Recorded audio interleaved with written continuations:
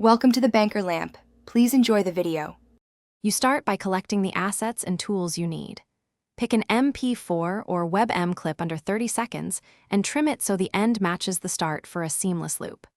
Install Wallpaper Engine or the native live wallpaper utility and make sure GPU drivers are current.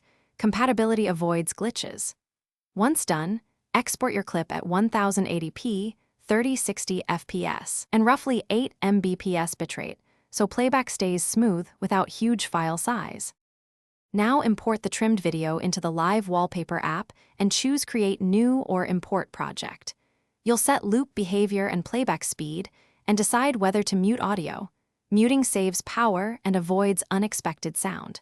Make sure resolution scaling matches your display and enable performance limits or frame rate caps for battery life.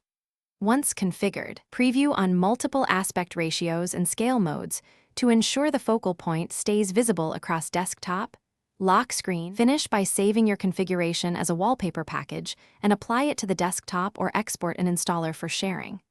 Test the wallpaper on all target displays and run a quick performance check for CPU, GPU, and battery impact so you can tune settings.